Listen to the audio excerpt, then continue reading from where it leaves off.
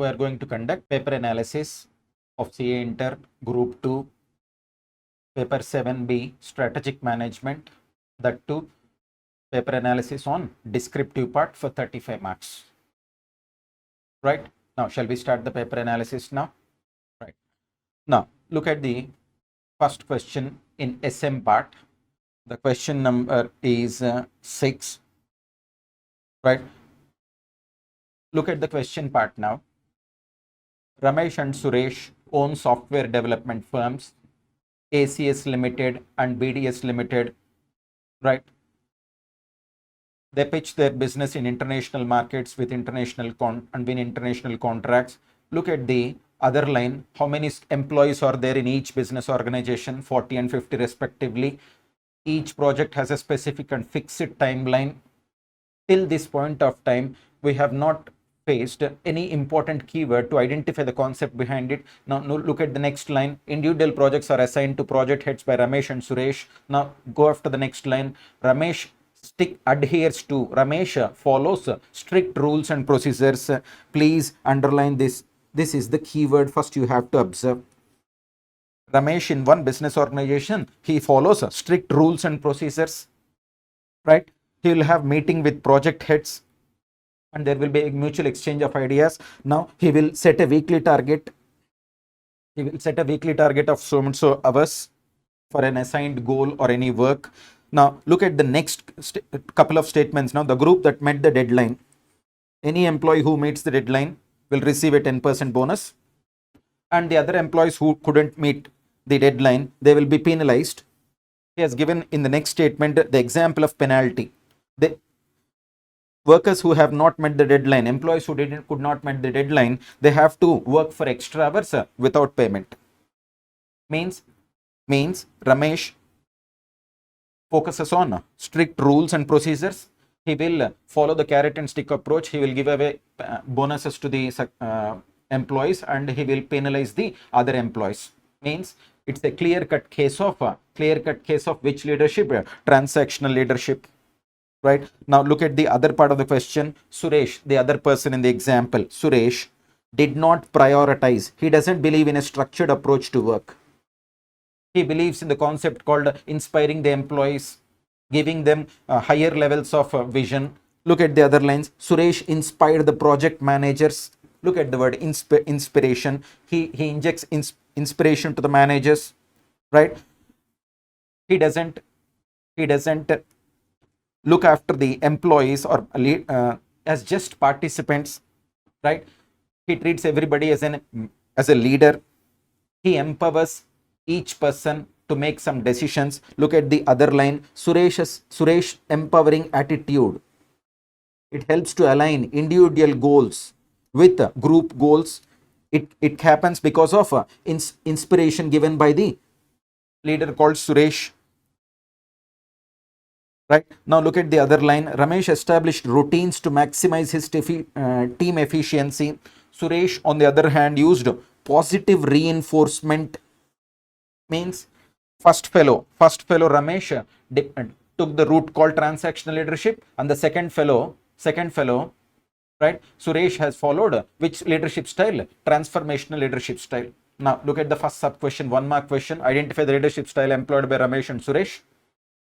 One is adopting transactional leadership and the other person is following transactional leadership. That's for 1 mark. Look at the sub question B under question 6. What are the conditions or situations that make such leadership styles more appropriate? Now let us answer this question. One more extra information I'm providing. This question is present straight away in Masterminds material under your classwork questions itself. Right, now look at the sub question B. What are the situations that make such leaderships more appropriate? Means we have to refer to stages of product life cycle. There are 4 stages in product life cycle, as you are already aware of. Right, in stage 1 and stage 4, introduction stage and decline stage. In introduction stage and decline stage, we need transformational leadership. At stage 1 and stage 4 of PLC, we need transformational leadership. And the other 2 stages called stage 2 and stage 3 of PLC, we need transactional leadership. These are the situations which demand different types of leadership styles. Is this clear? Now he has asked the other characteristics of leadership styles. Transactional leadership believes in strict procedures, meeting deadlines. Those are the characteristics of transactional leadership style. Now, on the other hand, look at the characteristics of transformational leadership style. He will empower his employees to be bold and to take and to take responsibility. He allows the employees to think creative. He follows the method of inspiring things. Is this clear? Those are the characteristics of leadership styles. The entire 5 marks question number 6 was present in your material itself. It's not a strange question at all. Now, move to the next question. Question number 7. Question number 7A. Look at the question. Management at all levels develop strategies. We're already aware of there are 3 levels of management: corporate level, business or divisional level, or also known as SPU level, and the last one is called functional level. At all levels, we have to develop strategies. Explain the different strategies formulated at different levels of management. That was the question number 7A. This question, the answer to this question was placed under chapter 1 itself of your masterminds material. Right? First, you have to explain that at all levels, strategies will be developed, and you can write some examples of corporate level strategies. Like there are 4 corporate level strategies, right? Stability strategy, expansion strategy, thereafter retrenchment, combination of the above. You can name such examples for corporate level strategies. You can write extra one point called in corporate strategies there will be a general statement of intent. No concrete plans will be developed under corporate level strategies. Likewise, move to the business level strategies or divisional level strategies.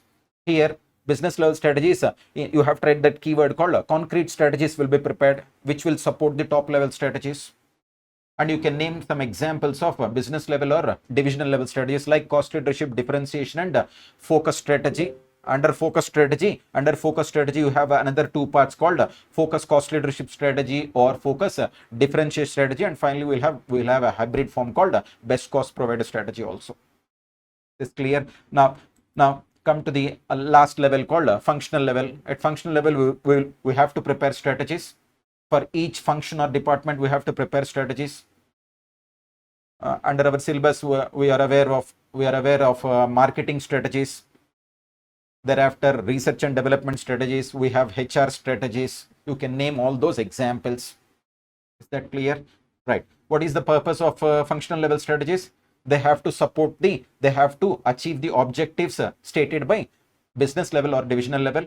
What is the ultimate purpose of business level or divisional level strategies? They have to support in the achievement of objectives set by corporate level strategies.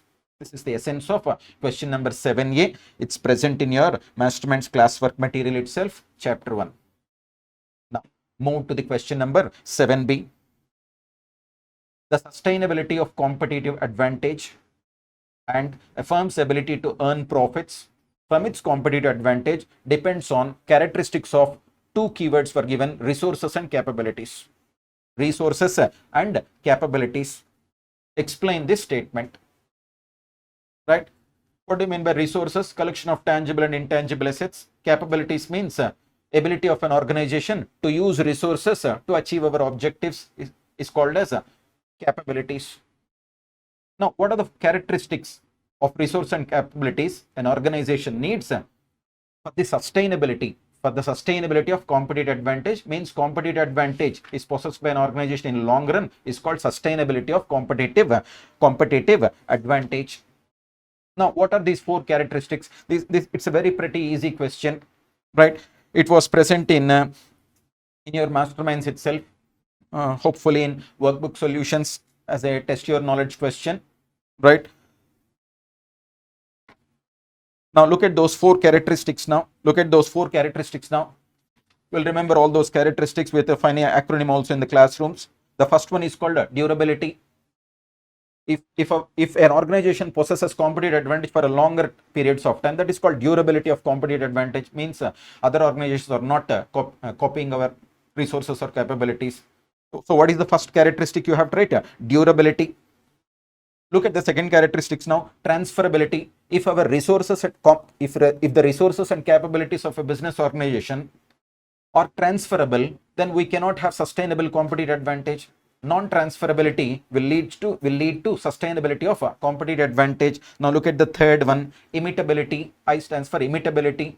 If our resources and capabilities are imitable or can be copied with ease by our competitors, then we cannot have sustainable competitive advantage. Whenever our competitors copy our strengths, then we have to develop a new competitive advantage. We have to invent some other new one whenever competitors copy our things. Is this clear? Now look at the last characteristic called appropriability. What do you mean by appropriability? The ability of an organization to maximize returns based on our competitive advantage. The ability of an organization to maximize returns based on our competitive advantage. If you have that feature, means if you have that ability called appropriability, then you will have sustainable competitive advantage. This is the essence of question number 7b. Now move to question number 8a. Now he started with a scenario now, right? Look at the question. There is one organization called HPPL, one-person company.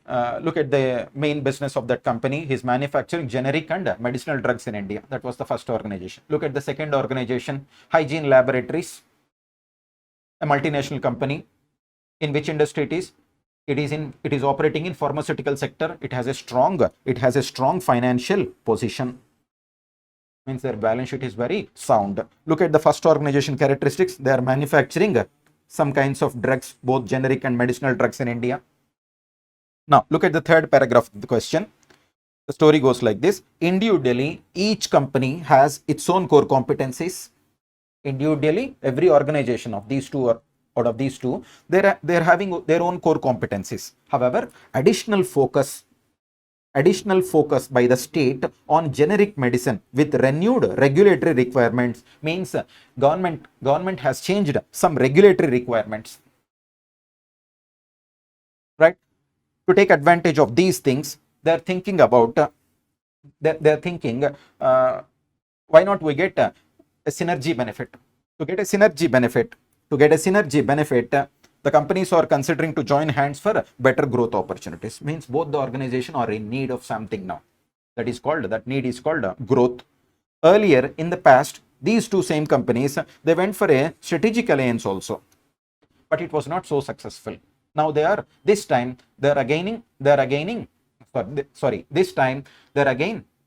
considering the combination. Now look at the first sub question itself. If HPPL and HLP join hands and make new entity named Health and Hygiene Pharma Limited, what type of growth strategy will this development be? It's a clear-cut case of a merger. Look at the second sub question, right? These are all independent questions, right? Look at the second question now, second sub one. In case HLP is sold out to HPPL and HLP is ceased to exist, means only one organization will remain in the business. What type of growth strategy will it be called as? Means it's called acquisition. Now look at the third sub question. What are the differences between the above two identified growth strategies? Means he's asking the differences between mergers and acquisitions, which is clearly evident that it's present in our material itself. So even this question is not a strange question at all. So far we have covered 6, 7 and thereafter 8th questions. All the questions are present in the classwork material itself. Right. Now come to the another sub question under question 8b. Can you name one or two differences now between the acquisition strategy and merger strategy? One will happen on a friendly terms. Merger will happen on a friendly terms. Acquisition will happen in a dominating way. The financially sound organization will control all the events in the case of acquisition, whereas in the case of merger, both the organizations are in need of something. It will be on friendly basis, merger, right? Likewise, you have to write 2 or 3 differences now, because it's asked for approximately 3 marks. Means ICA expects from you 3 differences. Now come to the question number 8b. Look at the way he starts the question 8b. Buyers of an industry's products or services. He's focusing on the word called buyers.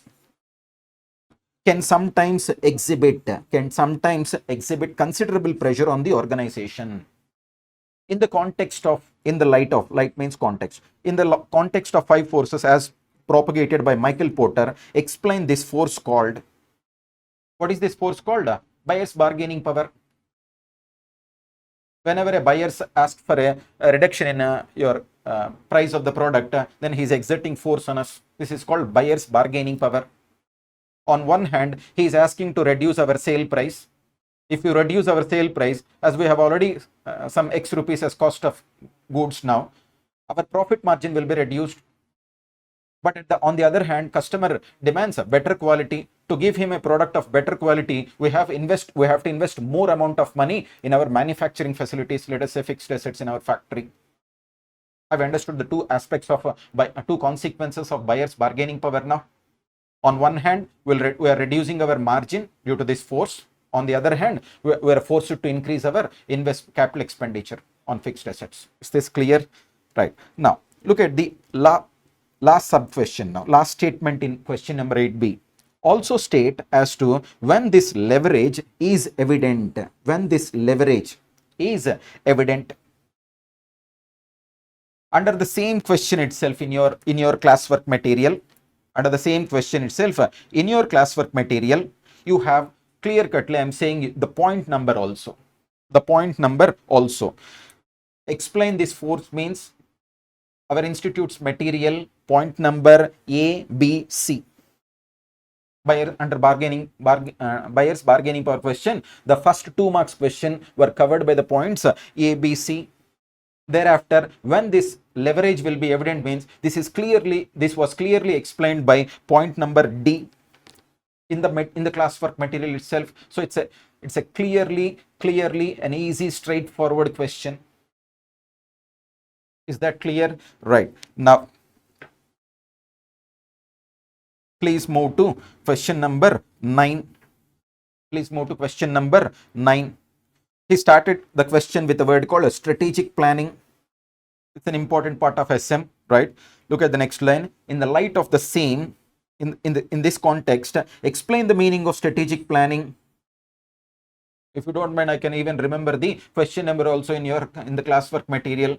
It's a question number 1, chapter 3, right? So meaning of strategic planning starts with identification of objectives, etc.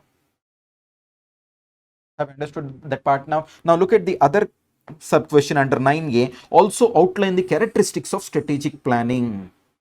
As per my opinion, right, some students might have faced difficulty in explaining the characteristics of strategic planning, not because that it is not present in the material, but it's not straight away directly present in the classwork material. It's present somewhere in the distinguish between questions. Under distinguish between questions, the student has to write only the strategic planning points only. This is the extra exercise the students have to exhibit in exam. Right? Now,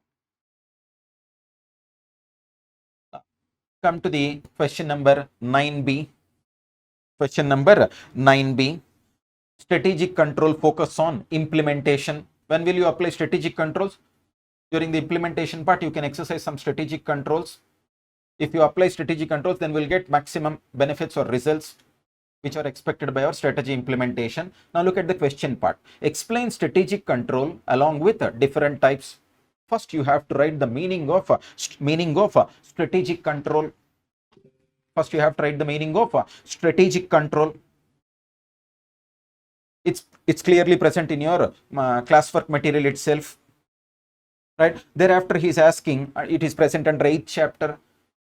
It's question number 13 as far as I remember. Right? Question number 13. Right. Now look at the other part. He has also asked us to name the different types of strategic controls. There are 4 types of strategic controls, right? Can you name them? What is the first one? Premise control, assumptions. You have to check the validity and accuracy of the assumptions you might have taken while the formulation of strategies. Is this clear? What is the second one? After premise control. Right, you have the other 3 strategic controls now. Special alert controls is the second one, and the third one being, what is the third one? First one, premise control. What What is the second one? Special alert control. And the next one being strategic surveillance. Strategic surveillance will be unfocused. There will be no purpose behind this control. And the last one will be milestone reviews. Milestone reviews, thrust on strategies. Is this clear? Now look at that. We'll call it as a MST. There are two sub controls present under fourth strategic control called implementation control. The first type of implementation control is called MST, monitoring strategic thrusts. Whether your strategy is giving you back the expected results or not, you have to check that. Look at the second type of implementation control. What is that? Milestone reviews. Milestones can be generated in three different angles. Time-based review of milestones. A part of the work basis milestones can be reviewed, or an event-based milestones can be conducted. Right? There are in all four types of strategic controls now. Right? Hopefully this question, not hopefully, exactly, this question also comes out of the classwork material itself. Is that clear? Now come to the question number 10A. Look at the way he starts now. Look at the way he starts now. Changes in environmental forces. Whenever there is a change in business environment, you have to think about that. You have to change your strategy. So question should be about strategic change concept only. Now look at that. This keyword itself gives a clue that this question is about a strategic change. Look at the first word. Changes in environmental forces often requires company to change their existing strategies. Modification, existing strategies. In this context, in view of the same, explain the areas to be focused. This was present clearly in your material. You have the areas to be focused or whether to go for new products, whether to enter into new markets, whether to modify our existing products. These are the areas which you will focus. This will be covered under strategies called product development, market development, etc. Right? These are the areas to be focused while considering the concept of strategic change. Now look at this part of the question was asked for 2 marks. New areas, new products, modification of existing products, etc. Look at the next sub question under 10A, 3-mark question. Explain the steps to initiate a strategic process. Explain the steps to initiate a strategic process. Now can you remember this question? There are 3 steps to initiate the strategic change process. Now can you remind me all those 3 steps now? What is the first one? Recognize the need for change. Can you remember all those things? Recognize the need for change. Thereafter, institutionalize. The second step is create a shared vision, and the last step being institutionalizing the change. But students have to take care here that you should not confuse this with the change process proposed by Kurt Lewin. That's a different concept. Is this clear? Fortunately, that question hopefully was, as far as I remember, was asked in the previous attempt itself. Now, in this attempt, he's asking us the 3 steps required to initiate a strategic change process. What are those 3 steps? Recognize the need for change, create a shared vision. Can you recall the meaning of shared vision now? You have to invite all the team members, let us say divisional managers or functional members, to participate in the discussion while creating a vision statement. That is the essence of a shared vision. If you allow participation, then they will feel more responsible. That is the use of shared vision. This is all about question number 10A, a 5 marks question. Again, it's present in the material itself, not a strange question at all. Now, shall we move to the question number 10B, which has internal choice now? Look at the question. So-and-so person has been appointed as CEO of PRO Limited, right? He's given the responsibility of developing new products, and also second responsibility is improving old products. Now he is facing a dilemma or a conflict. Whether the firm should, in order to produce new products or improvise the old products, you should do some R&D. Can you recall that these 2 options comes under the definition of product development. Product development includes either altogether manufacturing new product or improving the existing products. Both these options come under the classical definition of product development. Now, what is the conflict he is facing as a CEO of that organization? Look at that. Whether research and development should we conduct by ourselves, means in-house research. In-house research. as you whether we should go for research and development within our organization, or should we take the help of other research and development organizations, that is known as outsourcing to an external agency. Which way we have to go now? Means there are 4 combinations. Can you remember all those things? This decision has to be based on 2 factors. First one is called market growth rate, and the second factor you have to consider is technology changes. If the market growth rate is moderate means first decision you have to take is you have to go for in-house R&D. If the market growth rate is too fast, then you have to go for outsourcing concept, outsourcing of research and development activity. Is this clear? Within that, if the market growth rate is moderate means what I have said, you have to go for in-house research. Under that option, we have 2 sub options now, right? Whether to put away more capital expenditure on research or not. Then you have to consider another factor called technology changes. If the market growth rate is moderate and technology changes is also very slow, then you can do R&D, in-house R&D with any amount of expenditure. Is this clear? Come to the second option. If market growth rate is moderate, in addition to that, assume that technology changes, the rate of changes in technology is fast. Then don't commit yourself for high amounts of research and development expenditure. Don't have the classwork has used a specific word called don't go for aggressive R&D. Is that clear? Now come to the other part. If market growth rate is fast enough means the original main decision will be you have to go for outsourcing of R&D. Under that option, under outsourcing, you have 2 sub options, right? To which organization outsourcing should be transferred? You have to consider a second factor called technology changes. If the technology changes is slow, under which option are we discussing now? Market growth rate is very fast, technology changes is very slow. You can outsource your R&D project to any organization, to any research organization, irrespective of their experiences. Now look at the other option. If market growth rate is fast means, and within that assume that technology changes is very fast, then you have to outsource the R&D activity, but you have to rely on only experienced or research and development organizations only. That is the essence of that question. Now come to the other part, the internal choice one. Right? Shall we start the question now? You have been appointed as the head of a strategic business unit of a large multi-product company. With this line, what can you infer? He's not explaining regarding SBU at all.